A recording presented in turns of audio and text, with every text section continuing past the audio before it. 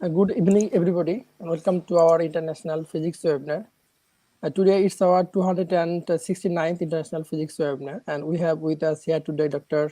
Randy J. Ellingson, sir, Professor, Department of Physics from University of Toledo. So I think the dear student and viewers, you have already come to know the title of this today's International Physics webinar. Title is very exciting: generating the electricity from sunlight, the perspective on clean energy success story in the making.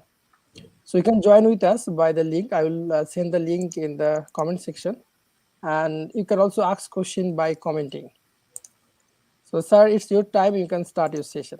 And thanks again for giving us this opportunity. Thank you very much. Good evening, everybody in Bangladesh, and good day to everyone wherever you are. I just want to change the screen setup here so that I'm displaying the slides on my screen that has the camera. So I'll be looking more directly at you. So give me just a moment, please. Okay, sir.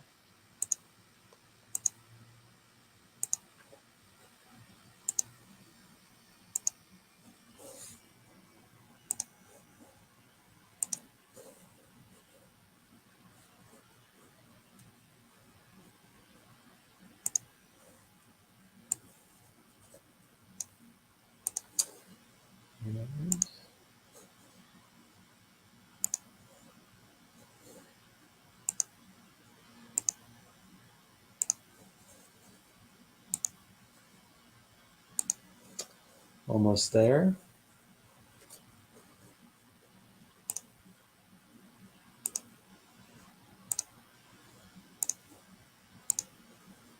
Okay, great. How does this slide look to you now? Okay. Can you hear me okay? Yes. Now Thank you very much. Thank you very much, Dr. Kumar Das.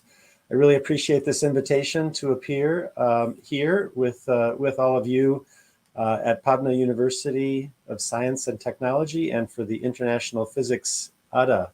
My name is Randy Ellingson. I'm a professor of physics here at the University of Toledo in Ohio in the United States, where we have the Wright Center for Photovoltaics Innovation and Commercialization.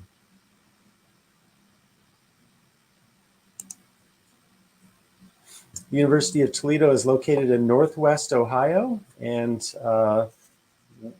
our laboratories are on the far southeast corner of the main campus of our university, and I'll just show you on the next screen a photograph of a solar photovoltaic array that we have out front. And the name of the building is the R1 building, and it's home to PVIC. Let me say it's just a real honor to be able to talk with you all about solar energy. This is a very important topic. Yes. Sir, could you click over the hide over your screen? There is the option hide below. Pardon me? There is an option. I see. Yeah. Yes, right here. Thank you very much. Yes. Thank you. Yeah. So it's this is a very important topic because, as you know, fossil energy, the energy that comes from coal and natural gas and petroleum, presents significant difficulties for air pollution and just as importantly for climate change through the effects of the greenhouse effect. So I will come back to talk more about the details of this particular photovoltaic array later in the talk. Okay, so energy, as you know, is a critical topic for our world. It allows us to operate technology, it allows us to cook our food, stay warm, fabricate the goods that we need to be comfortable and to build an economy that improves quality of life for everyone. When you look at energy, you can think about what is the most famous equation in physics. Maybe the most famous equation in the world. And one that quickly comes to mind is Albert Einstein's relationship between energy and the mass equivalent. So energy equals mass times the speed of light squared. However, I propose to you there's a much more immediately relevant and important equation in physics, and that is the energy of a photon. That is going to be more important every day to scientists because of the importance of solar energy and understanding how we convert the energy from the sun into useful electricity. So here we have E equals hc over lambda, where h is Planck's constant, c is the speed of light, and lambda is the wavelength. And in standard international units, the unit of energy is joules. That works well for the common units of energy for power, which are joules per second. So a photon is a particle of light or a quantum of light. And it turns out that this plays a very important role in understanding how solar cells work. So I've moved on to a slide on forms of energy, and you can see energy does take many forms and is evident in the world around us in many ways. Energy conversion from one form to another is also a very important topic. In this case, you can see some major categories: kinetic energy, potential energy, all these other options, sound energy and light energy. So light energy here says form of energy that our eyes can detect. Well, light extends further than just what our eyes can detect. It extends throughout the full electromagnetic spectrum because it's all related as radiant energy.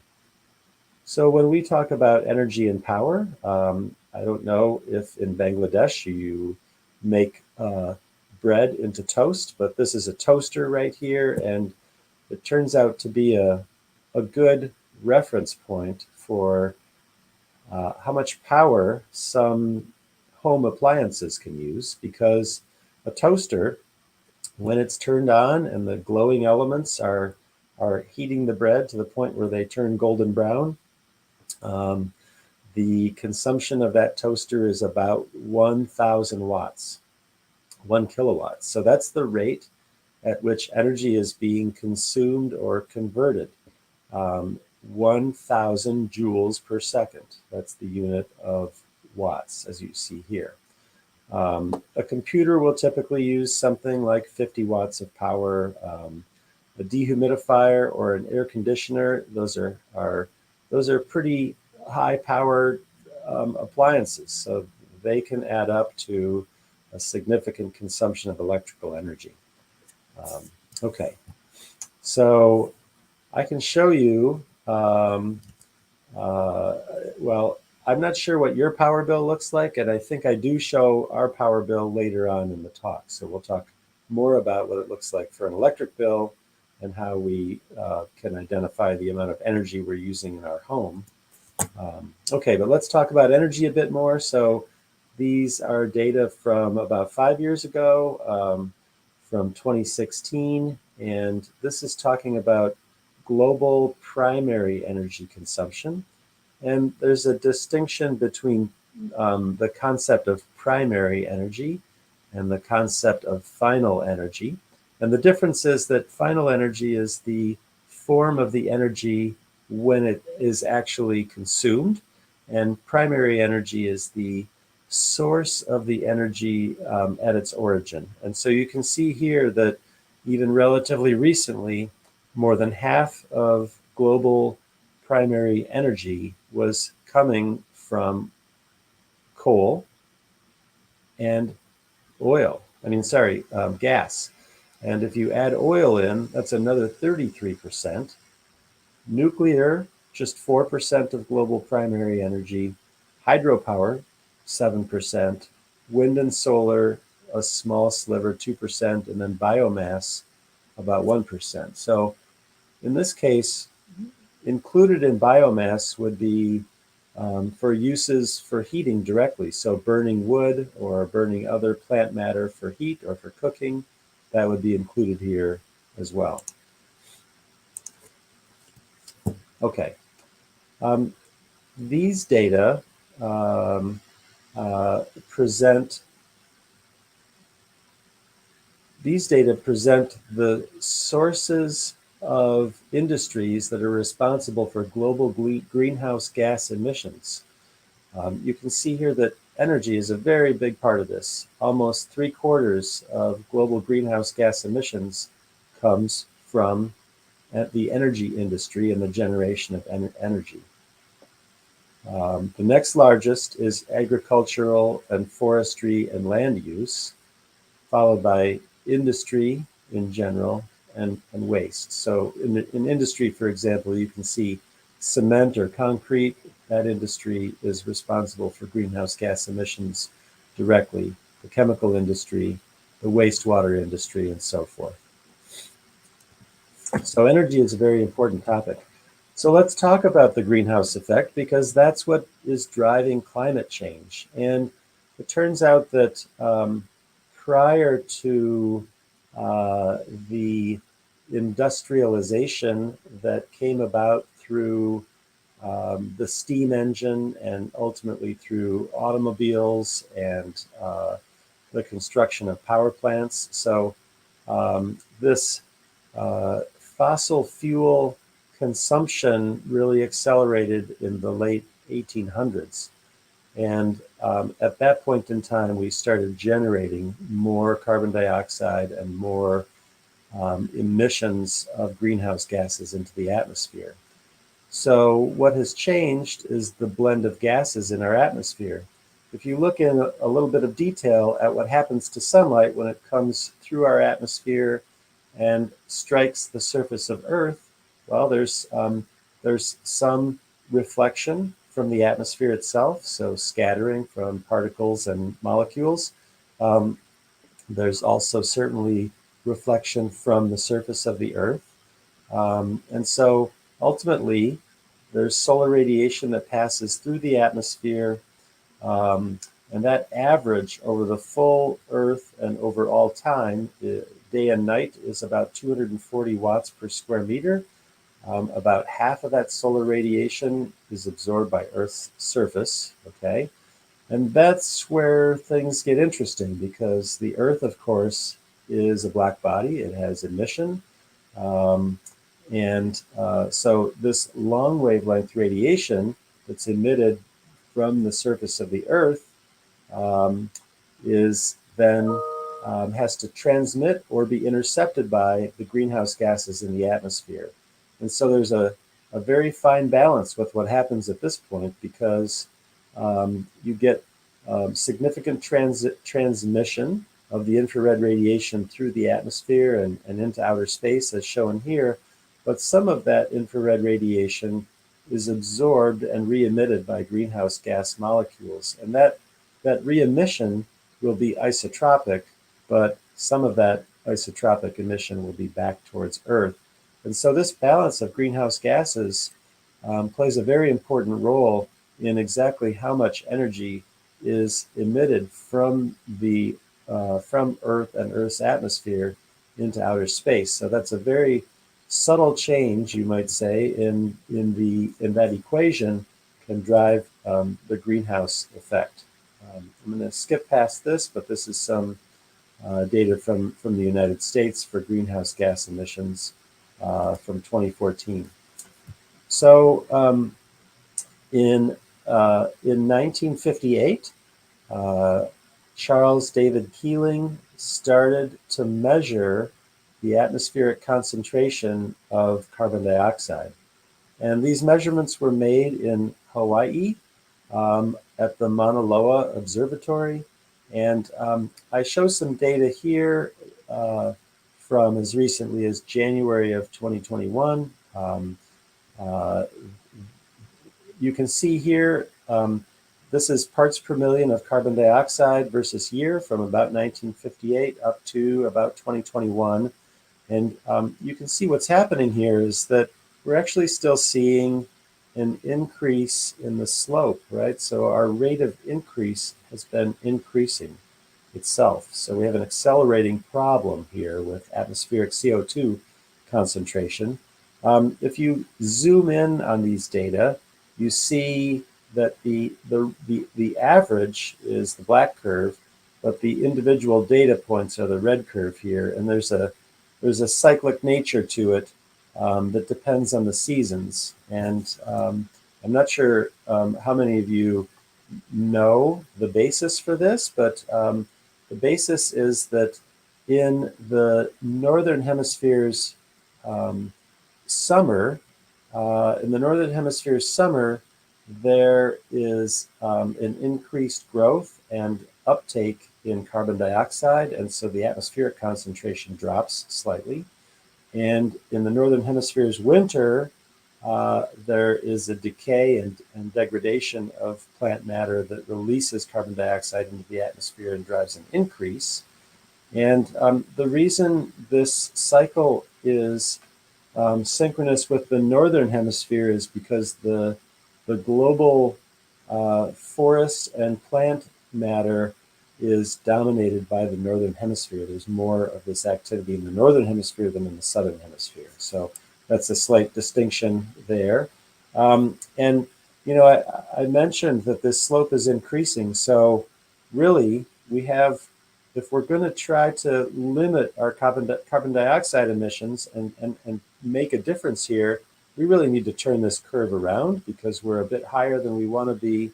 We'd much rather be somewhere, you know, below 320 if we could, so that we can go back to more normal weather patterns and so forth. So the first step is to linearize this rate of increase, because right now it's not linear, right? The second derivative is actually positive.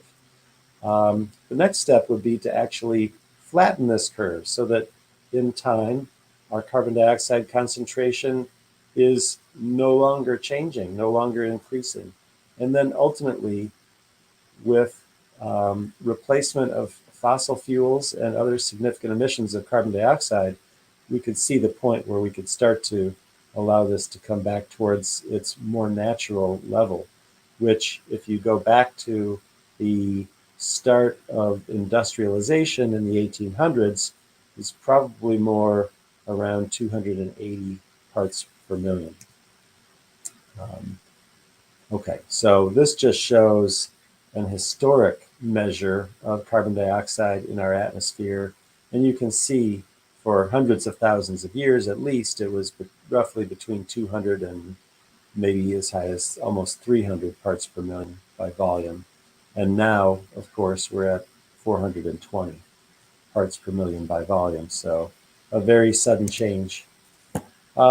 So we can talk about what might be called the Terawatt challenge. So generating terawatts of clean energy, cleaner energy. We now have 7.93 billion people on Earth. This is a cartoon from 2009 that appeared in one of our newspapers. And it's this idea of a climate summit. And this person up here is talking about all of the benefits of clean energy, right? Energy independence for every country, preserve our rainforests, sustainability,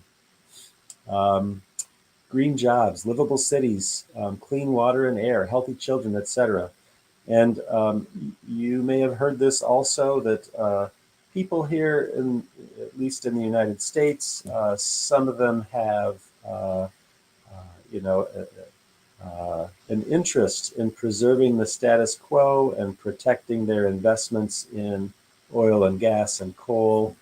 And they don't like the idea of having to change their behavior for the environment. And so this is a cartoon saying, what if it's a big hoax and we create a better world for nothing?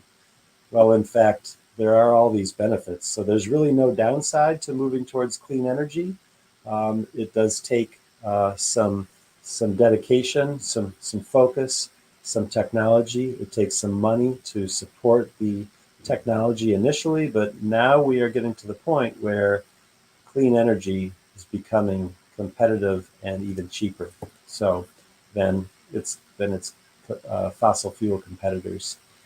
If you look at the United States, it's probably well known around the world that our rate of energy consumption is significantly higher than the average in the world by about a factor of 4. Very roughly, we consume about 10 kilowatts of power averaged over all time. That's for everything, including our own living, transportation, but also industry and schools and air transportation and so forth. So if everyone in the world lived like we do, and perhaps we should reduce our power consumption to 5 kilowatts and let the rest of help the rest of the world catch up to us for equality and justice purposes. But at 10 kilowatts times the number of people on Earth, that's 79, almost 80 terawatts of power. Right now, as of 2019, Earth was using about 19 terawatts in total. So we really have a demonstrated need for significant clean energy. Now, when you look at common energy pathways for specifically for generating electricity, so this lightning bolt reflects electricity.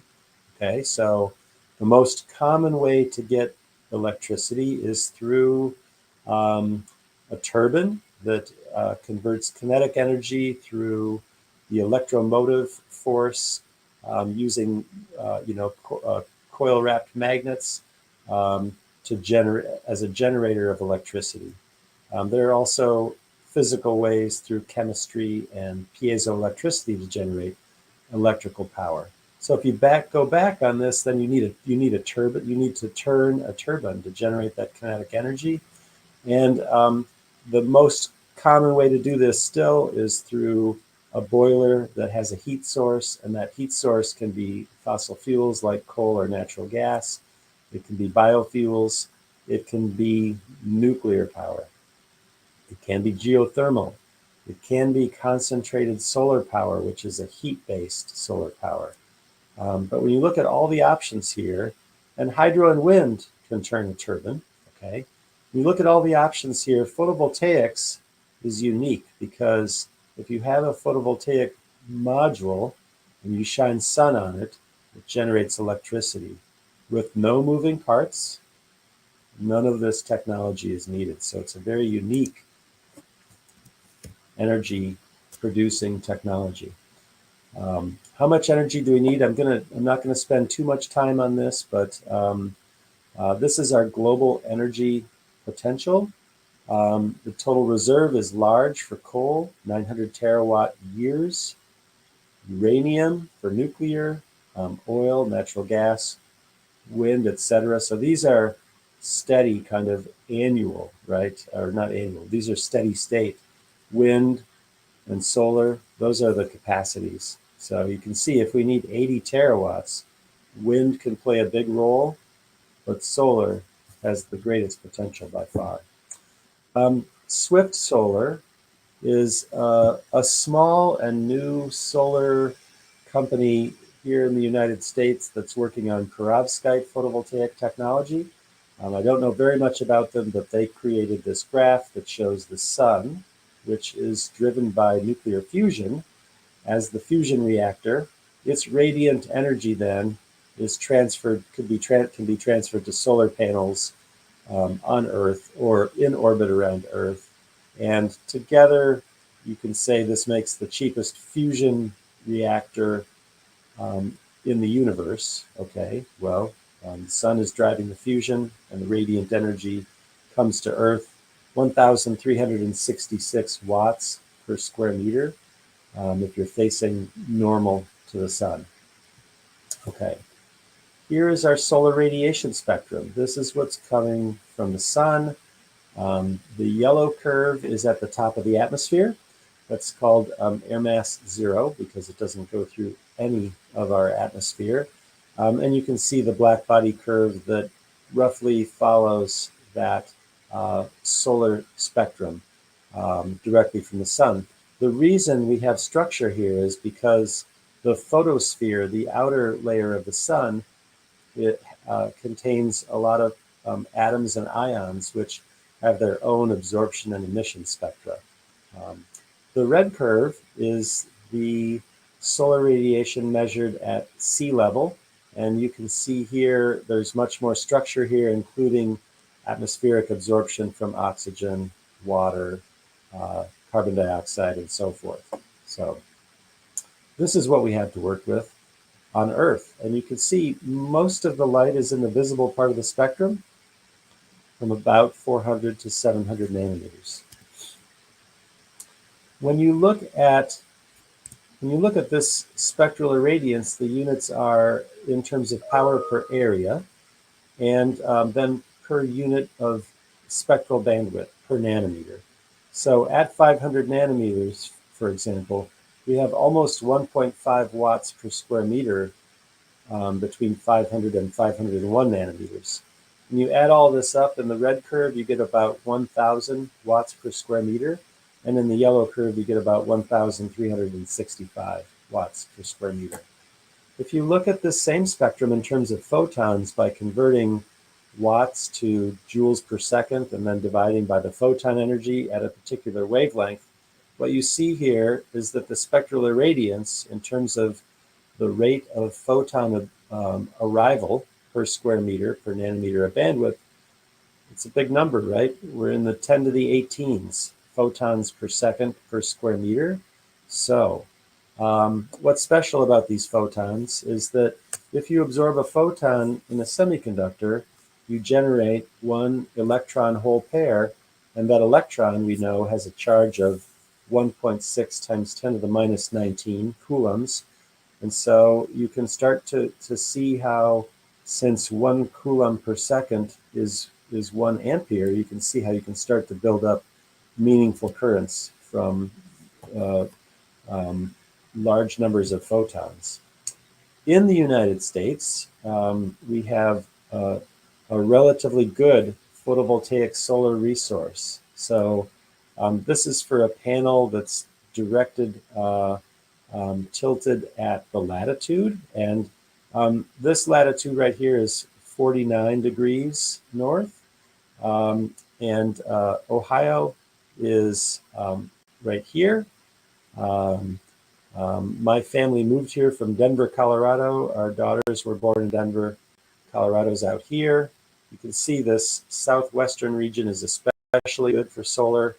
This is Alaska, which is comparable or better than Germany. And Germany, you may know, has a great deal of photovoltaic resource. So in Toledo, we get about 4.2 kilowatt hours. So that's a unit of energy, right? So power times time, 4.2 kilowatt hours per square meter per day on average here in Toledo. Where I used to work at the National Renewable Energy Lab, they get about 5.5. Okay. Here is the solar resource in Bangladesh. I must say I'm far from an expert on Bangladesh. I don't know anything really, and it would be wonderful to visit sometime and meet all of you and learn more about your country and your own solar aspirations and activities.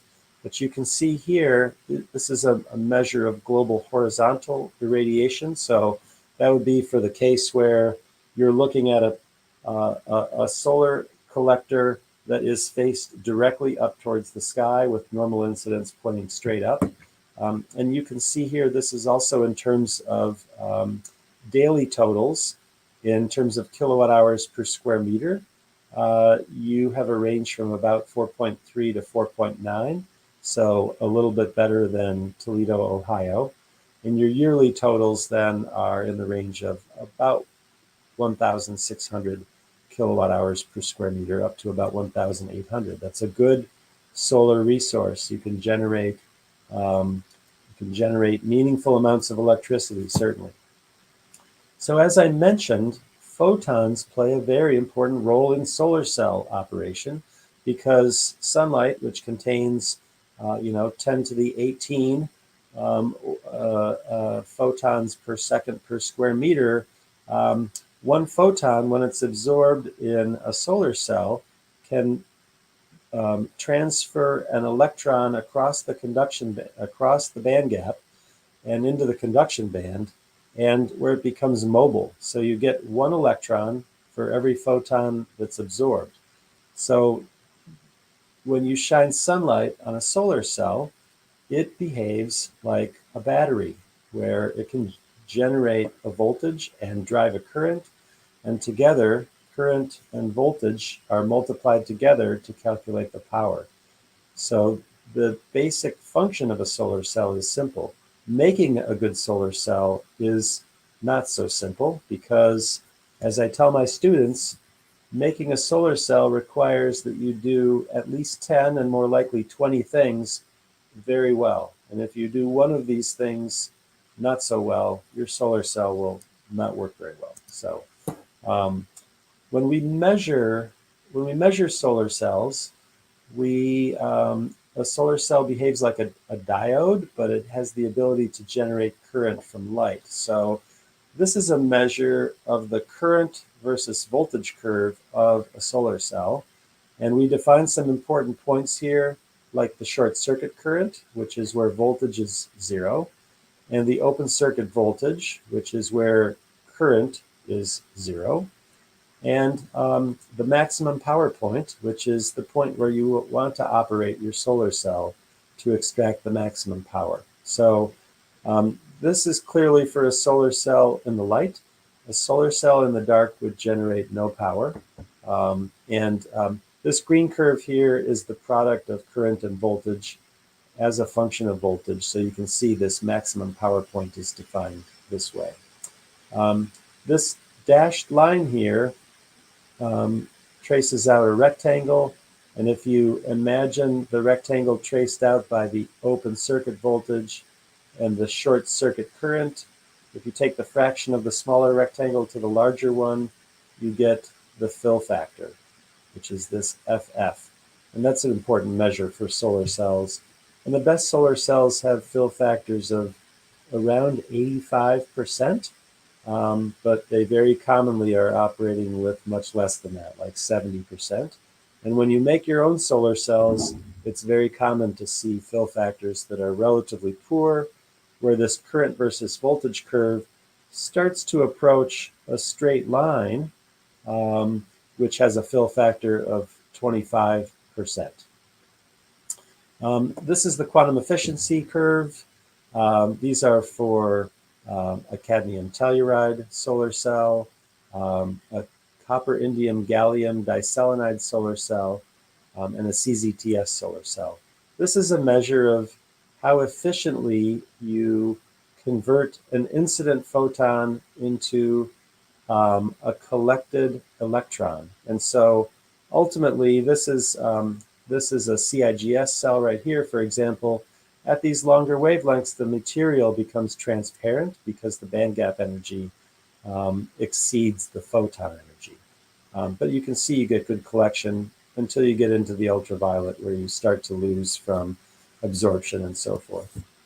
Okay, so historical growth of photovoltaics. This is some advertisement from the 1950s that I found that was talking about the Bell Research Labs, where they had discovered solar cells. Here's a solar module where they have many cells that are going to be wired together in series to generate larger voltages.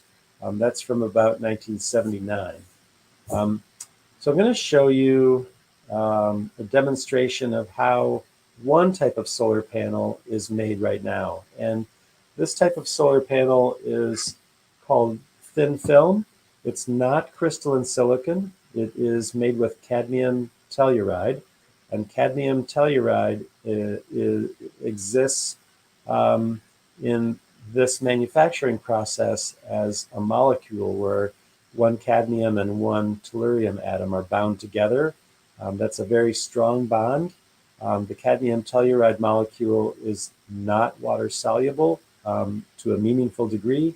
It's not bioavailable. So even though we want to contain the presence of cadmium as a heavy metal in our environment, it is largely benign and encapsulated by glass, as you will see. So let's see, I think this video will work. Just waiting for it to allow me to start it. Let's see here.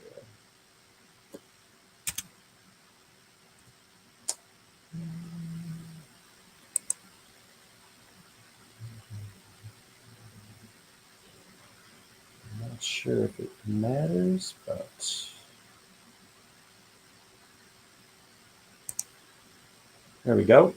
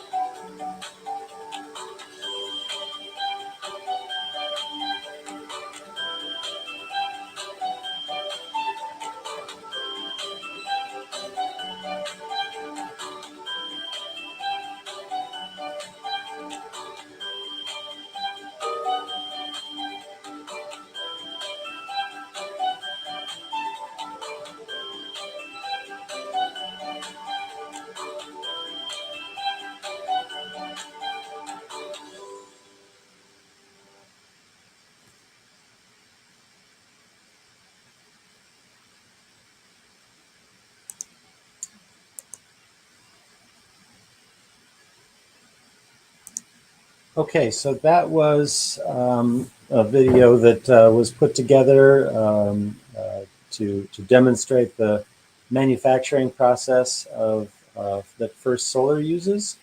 Those panels are about 4 feet by 6 feet, so that's almost 1.5 meters by 2 meters. They're pretty large now. They, I think, commonly take 2 people to lift and install. Their power rating is approaching 450 watts for their highest efficiency modules. This is a monocrystalline silicon module that's built with wafers of crystalline silicon, single crystal silicon. You can see them laid out here in a pattern. So these would be interconnected in series, mainly to build up the voltage, and then those strings of cells can be connected in parallel to build up the current as desired. And so these efficiencies are now pretty commonly around 20% or higher. In the case of First Solar, this particular module shown here is a Series 4, but they're now making Series 6, not only in the United States but also in Vietnam and Malaysia, and they've got an agreement to build a factory in India now. Their highest efficiencies for the panels that they're making now are about 18%. But when you do an analysis of the costs and the energy costs, cadmium telluride has some advantages over crystalline silicon because of the way it's made at relatively low cost and the longevity of the project of the products. They're very durable. All right, so let's see. I'm going to move past this. I'm going to talk a little bit about the importance of monitoring photovoltaic arrays. And in particular here, some definitions. Irradiance is the sunlight instantaneous intensity on a surface, so watts per square meter. Spectral irradiance would be spectrally resolved, so watts per square meter per nanometer of bandwidth. And insolation is a time integrated solar intensity, which is going to give you energy per unit area, typically, and that could be per day or per year or per month, whatever your preferred units are. So this is an example of an undergraduate research project here at the University of Toledo, where an entire monitoring system was built to allow measurement of the ambient air temperature, the photovoltaic module temperature at the back of the module. So these measurements use thermistors, which generate a resistance that varies with temperature, and you can convert them from the resistance to the temperature. And then we also measure the irradiance using a pyranometer, and that's shown here in the white curve. And we also measure the power from the array, which is shown as the red curve here. And the right and left axes are adjusted so that they match. There are times when they don't match as well, when, for example, the solar panels are, if they're soiled and dirty, or if they're covered with snow. And I'll show you an example of this as well. If you look at this performance metric right here, these data were taken when the array was just turning on, and there's a bit of an offset here, but normally that performance metric is around 30, which is an indication of the total capacity of the array. It's basically the ratio of the power of the array divided by the it's a measure of the energy generated by the array divided by the total insolation or sunlight energy. Okay, so this is just looking at one of the differences between silicon and cadmium telluride, because they have different temperature coefficients and they behave differently in humid environments. There are some advantages to cadmium telluride relative to crystalline silicon based on these particular characteristics. What's happening globally is that the photovoltaics industry is doubling its manufacturing capacity every 2.5 or 3 years. So for a large factory like the one shown here in this photograph, which is a First Solar factory, you can imagine if you're trying to just keep up with the industry average, you have to double the number of factories you have or the number of production lines you have every 2.5 to 3 years. So there's a huge capital expenditures up front, but once you build this plant, it can make you can make gigawatts of solar. And I don't know Bangladesh's total power plant capacity. I believe I recall that your population is somewhere between maybe somewhere roughly around 150 million? And so your power needs are no doubt growing right now as you build out your key industries. This just shows the costs that go into a residential or a commercial photovoltaic system. You have the cost of the module, you have the cost of the inverter, which is the power electronics that convert the direct current solar energy into alternating current so that you can have it join the grid, which here in the United States is nominally 60 hertz. And you have the hardware balance of systems for mounting. You have installation labor costs, and then you have other costs associated with tax and profit and land acquisition, things like that. So there was this question a couple slides earlier, or here, right here. So Rafi Garbadian gave a talk at the Photovoltaic Specialist Conference, which if you are doing research in photovoltaics, this is an excellent conference to attend. Occasionally it's held in Hawaii, but most of the time it's held in North America. There are many important photovoltaic conferences around the world, of course. But he gave a talk, is it too late for a new PV technology? And I think his point was that the photovoltaic technologies that are common today, crystalline silicon and cadmium telluride is about 5% of the global market. They are technologies that have matured over multiple decades. And so as you scale up manufacturing and research and development, of course, you develop the ability to increase your efficiencies, your conversion efficiencies, and reduce your manufacturing costs. Any new PV technology has to go through something where you learn all the details of how to make it work better, how to do it affordably, how to make these devices work for a long time. Any of you who are working in photovoltaics have heard of Perovskite solar cells. These were developed Perovskite materials have been known for a long time. That refers to the crystal structure, but the earliest use of these as a light absorber and for a solar cell was after 2005. Methylammonium lead triiodide is one very common one, but there now are many other compositions that include formamidinium, and other metals, including tin, other halides, including chlorine and bromine, so the list goes on. They're a very flexible material as far as the ability to make different compositions, to make different properties. However, stability has been a problem. So trying to make a solar cell or a solar module that lasts for 5 years even, let alone 25 years. And now the longest warranties on some crystalline silicon modules are 40 years.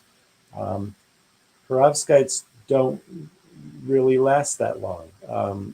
Getting one to last for a year would be a good start. So people are working on that. They're approaching maybe 1 year of stability, but I had the opportunity while I was on sabbatical with the PV lab at École Polytechnique Fédérale Lausanne in Switzerland to attend the first annual Perovskite solar cell workshop in Lausanne, Switzerland. And I had the opportunity there to meet Professor Miyasaka, whose renown is that he published the first Perovskite solar cell paper, and I believe that was in 2006. Also shown here are scientists who were Swiss scientists who are working on photovoltaics. This is Jeremy and this is Arnaud, and Arnaud, I believe, still is in Switzerland. Jeremy went to join the National Renewable Energy Lab in Colorado.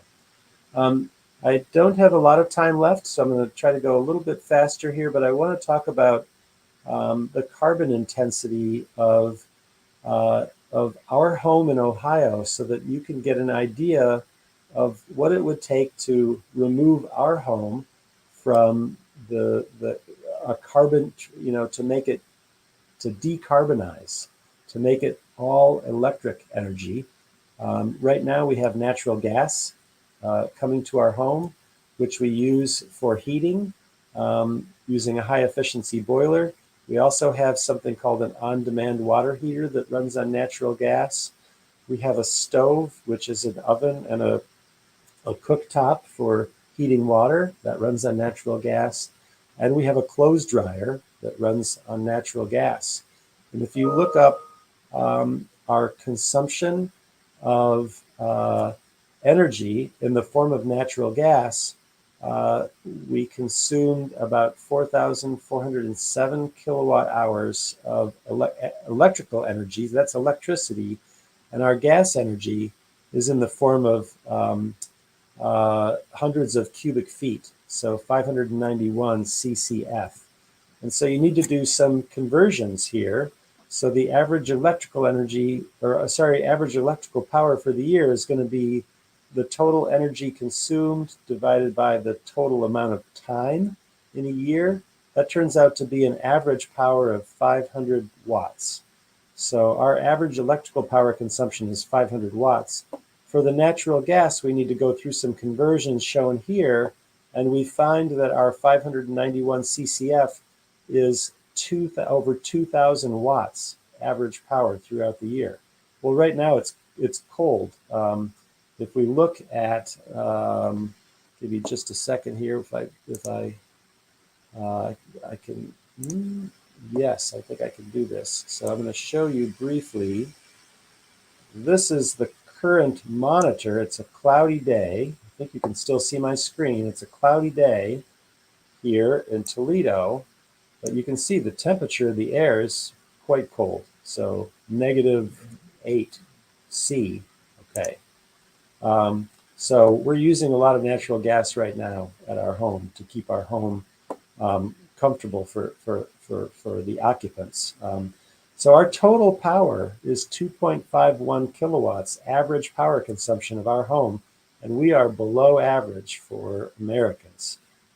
Definitely on electricity, and you can see that our electrical consumption is only 500 watts, whereas our gas consumption is higher. So we could go to all solar energy for the electricity, but it's more difficult to go to all solar for the gas because, well, we need to change our appliances and so forth, right? So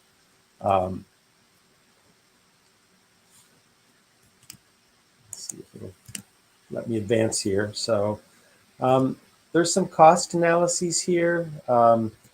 It turns out that the total cost that we spend for electricity and for natural gas, those are about the same. That tells you that natural gas as a form of energy is quite affordable compared to electricity. And this differs depending on which state you are in. But when you look at this, this is from Wikipedia, referenced here at the bottom, but these are the carbon intensities of various types of electricity. So wind energy, hydroelectric, and you get down here to coal, burning coal. You generate 1,000 grams of carbon dioxide equivalent for 1 kilowatt hour equivalent of electricity. Natural gas is better. It's only 46% of that of coal. Solar is much better. Why is this not zero? The reason it's not zero is because fossil fuels are consumed in the production of the polycrystalline silicon and in the production of the module. You have to take into account things like maintenance. So if you have a big solar array, you need to drive a truck out there to fix something, you're burning fossil fuels. So the reason this is not zero is because there are some related activities to make solar photovoltaics work that are non-zero. But the solar photovoltaic module itself, of course, is zero emissions once it is operating. Okay, so if we look at what it would take for our scenario to switch to 100% photovoltaics for heating, cooking, and for our electricity needs, would require a 16.5 kilowatt photovoltaic array, plus the ability to capture all of that energy, even when we're generating more than we need at that given time, right? And on a summer day, when it's not too hot, we can generate 16.5 kilowatts of electrical energy, but we may not need all of it. So we need a way to store that energy, or an electrical grid that allows us to do that. So this is not our home. This is a neighbor's home. One of the first photovoltaic systems in our neighborhood. I'm going to go quickly through these slides. This is what's happening with solar globally. Of course, it's growing rapidly. We're at the point now where we have approximately a terawatt of photovoltaics installed around the world. So that's 1,000, 1 gigawatt power plants. I'm guessing Bangladesh has some power plants that are hundreds of megawatts and perhaps also a gigawatt. I don't know.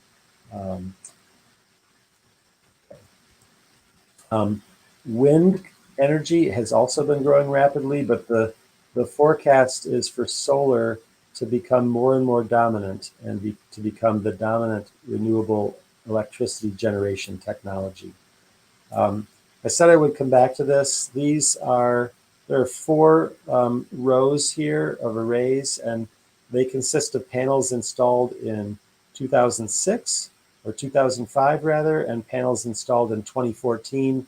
The total for this entire array is about 31.86 kilowatts. It is not enough energy to provide our laboratories' electricity needs. Some of the processes we run are thermally intensive and or require relatively high powers, several kilowatts. And so when you add up all of our building's energy needs, this provides a small fraction of it, perhaps 5%. Here's some of the other faculty here.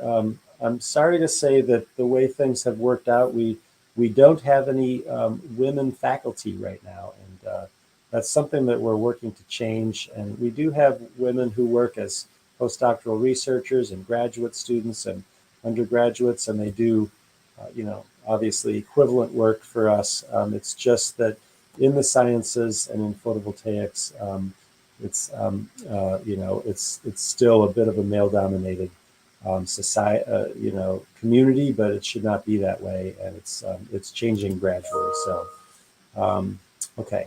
So I want to finish with just a few minutes on major trends in research and development. And one of these is bifacial solar modules that can collect sunlight from the back of the module that's reflected off the ground. And the other one is tandem solar cells. The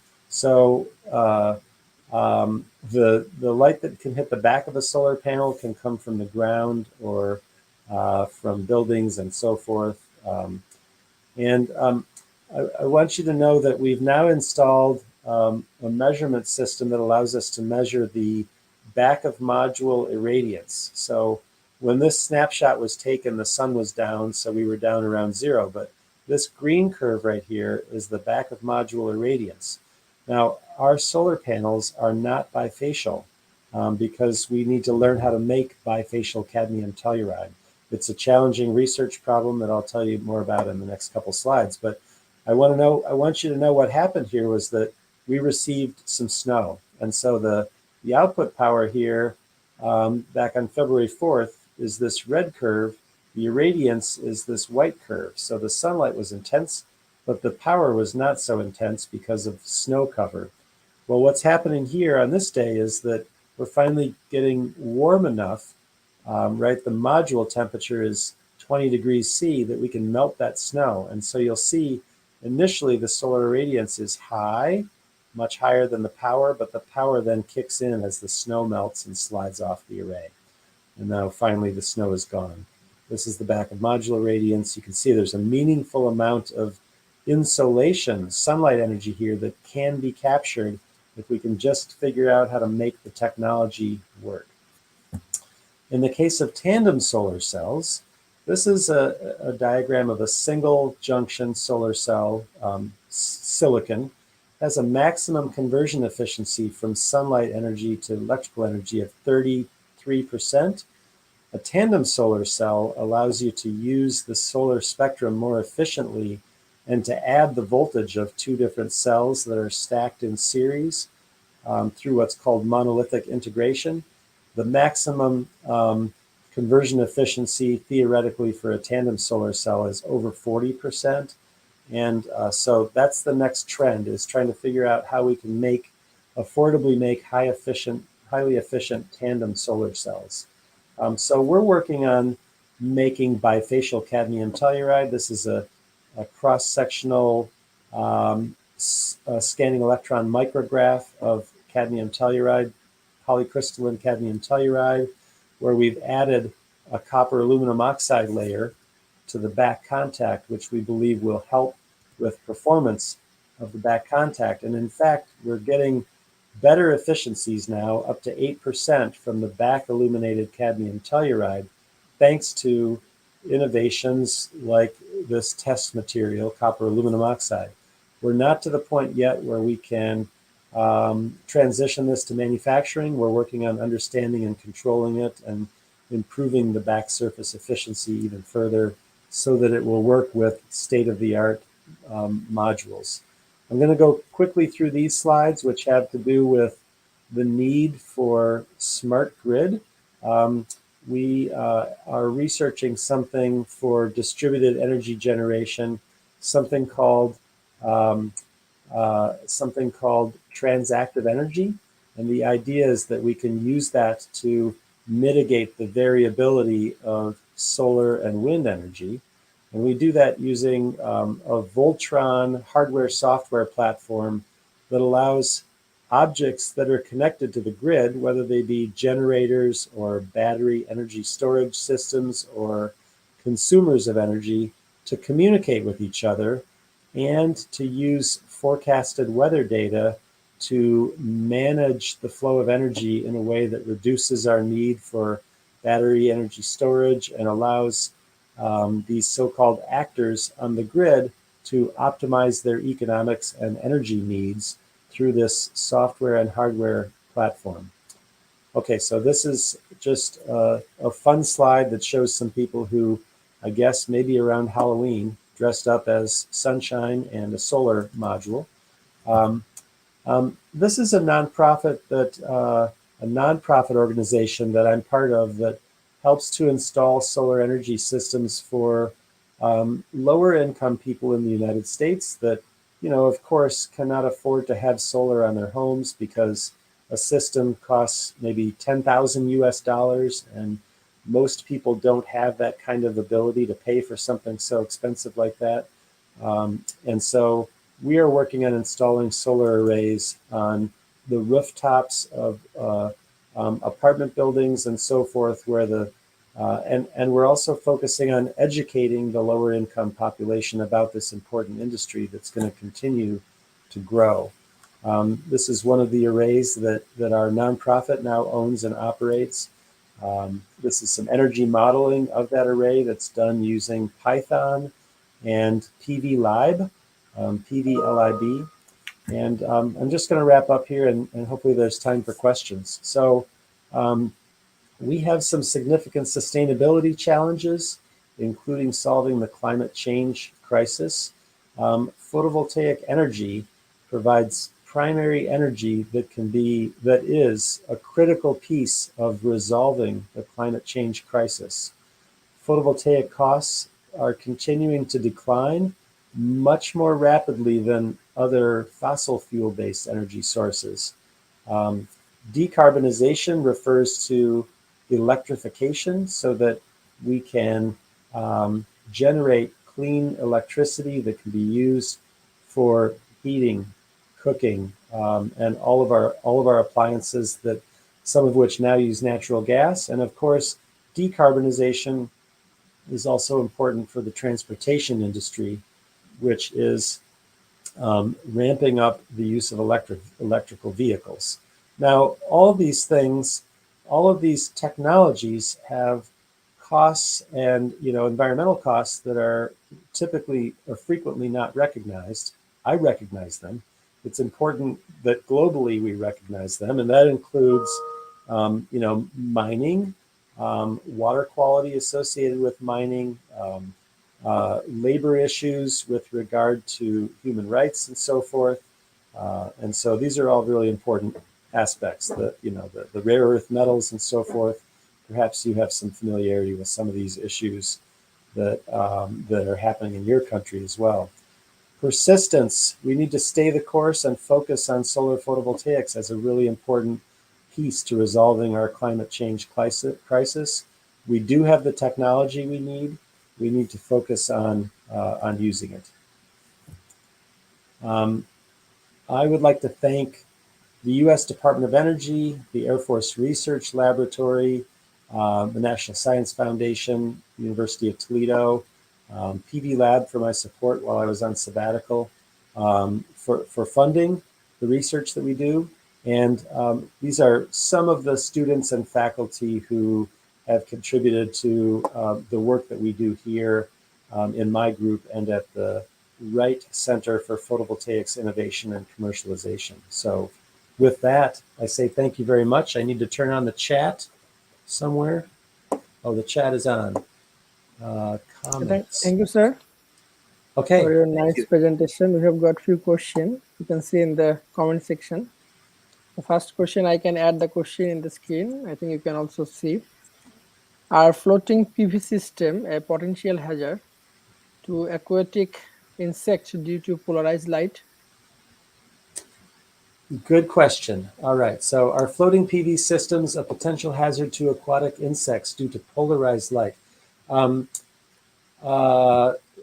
going to say potentially yes. I'm not very familiar with the, well, okay. So, excuse me. Floating photovoltaics cover, a portion of, or potentially all of, a body of water, like a lake or a pond, or potentially a canal that carries water. So one of the concerns I have is that the natural ecosystem associated with sunlight interacting with that pond is disrupted, and I don't know what the implications are for that. It may lead to increased growth of algae. It definitely can, you definitely can imagine how it would create an imbalance for the aquatic ecosystem. And so that would affect insects. I don't think that there's any particular concern with polarized light because sunlight is unpolarized and solar panels don't dramatically change the nature of the light that would be around the photovoltaic array. So, okay. Thank you, sir. We have another question. So can quantum mechanics be used to create more stable and produce organic solar cell more easily? Yeah, so that's a good question. Quantum mechanics, of course, is always operating in all materials at all times. Some materials show the effect of quantum properties quite easily.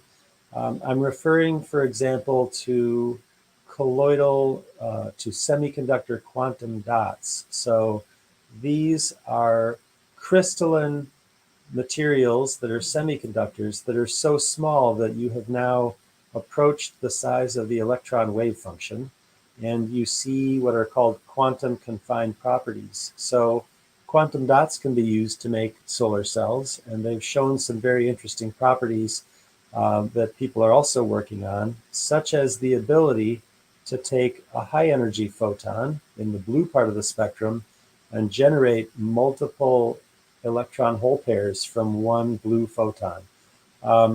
In addition, there's interest in using quantum confined materials for active layers in solar cells.